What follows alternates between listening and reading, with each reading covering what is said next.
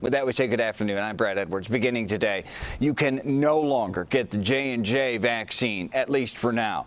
Johnson & Johnson halted after 6 women in the U.S. developed severe side effects. We have live team coverage of what this means if you've had the J&J vaccine or were about to get the J&J vaccine. We begin with CBS 2's Marie Saavedra live at Chicago State University, which 24 hours ago was exclusively giving out the Johnson & Johnson shot. Marie.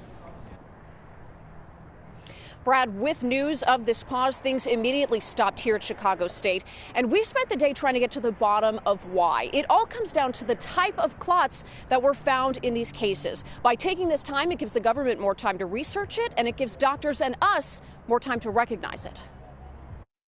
I received the vaccine this past Friday. This is Alice, who didn't want to share her last name, but lives in the south suburbs and specifically sought out the Johnson & Johnson vaccine. Tuesday morning, the FDA and CDC gave her specific reason to worry. I had concern. I had fear. I respect the company for recognizing the potential for harm. In a shared statement, the agencies recommended pausing J&J's vaccinations due to the cases of 6 women between 18 and 48 with a rare kind of blood clotting 6 to 13 days after their shots. There is no obvious connection between them, other than they developed cerebral sinus vein thrombosis, which University of Chicago Medicine's Dr. Ken Cohen explained. They're describing patients who've got these blood clots and these draining sinuses of the brain. And so it's a different area than when people are usually thinking about vein clots. A different area means a similar but more delicate tactic to treat patients. The CDC says providers must know that vaccine history. And so we just have to be aware of the potential risks of our therapies and choose our therapies based on that. Those who receive the J&J must know the symptoms to look out for. They are severe headache, leg pain, abdominal pain, and shortness of breath. If you have any of those within 3 weeks of your one shot, you should see a doctor.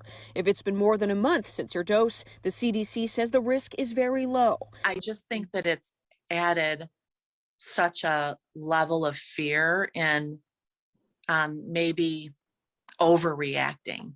And, that's what I'm going to try not to do. Still, Alice will keep a closer eye on how she's feeling until those 3 weeks are up. The head of the FDA said today that this stoppage should only last, quote, a matter of days. Also, now that you've learned all that, please remember that this is so extremely rare. Just 6 cases out of nearly 7 million doses already given out. Here at Chicago State, we are told that they are moving to Pfizer and will spend the rest of today and into tomorrow rescheduling all of the people that they had to cancel today. Live at Chicago State, Marie Saavedra, CBS 2 News.